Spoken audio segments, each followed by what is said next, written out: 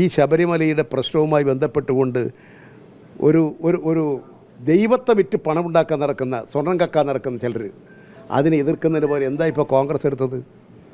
ഈ ശബരിമലയാണ് നമ്മുടെ കേരളത്തിൽ. ശബരിമല പോലുള്ള ക്ഷേത്രങ്ങളുണ്ട്, ആരാധനാ കേന്ദ്രങ്ങളുണ്ട്, ക്രിസ്തീയ വിശ്വാസികൾ, മുസ്ലിം വിശ്വാസികൾ, അവരൊക്കെ പോകുന്ന ക്ഷേത്രങ്ങൾ, പള്ളികൾ, ചർച്ചുകളൊക്കെ ഉണ്ട്.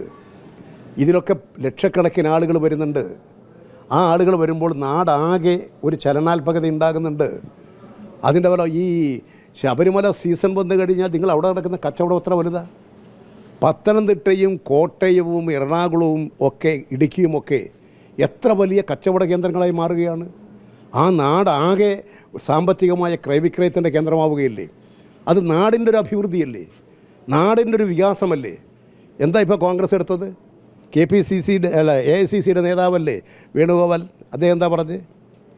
ആന്ധ്രയിൽ, തെലുങ്കാനയിൽ, തമിഴ്നാട്ടിൽ, കർണാടകത്തിൽ ഈ പ്രശ്നം ഉന്നയിച്ചുകൊണ്ട് അവിടെ സമരം സംഘടിപ്പിച്ച് തമിഴ്നാട്ടിൽ നിന്നും ആന്ധ്രയിൽ നിന്നും കർണാടകത്തിൽ നിന്നും ഒക്കെ ഇവിടെ വരുന്ന ഭക്തജനങ്ങൾ ഇങ്ങോട്ട് വരാതിരിക്കാൻ അയ്യപ്പ ക്ഷേത്രം, ആരാധന, ശബരിമല, ഇതിൻ്റെ മഹത്വത്തിൻ്റെ അടിസ്ഥാനത്തിൽ വന്നുകൊണ്ടിരിക്കുന്ന ഭക്തജനങ്ങളെ ഇങ്ങോട്ട് വരാതിരിക്കാൻ വേണ്ടിയിട്ടുള്ള ക്യാമ്പയിനല്ലേ കോൺഗ്രസ് സംഘടിപ്പിക്കാൻ തീരുമാനിച്ചത്?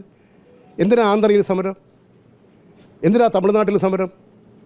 എന്തിനാ കർണാടകയിൽ സമരം? എന്തിനാ തെലുങ്കാനയിൽ സമരം?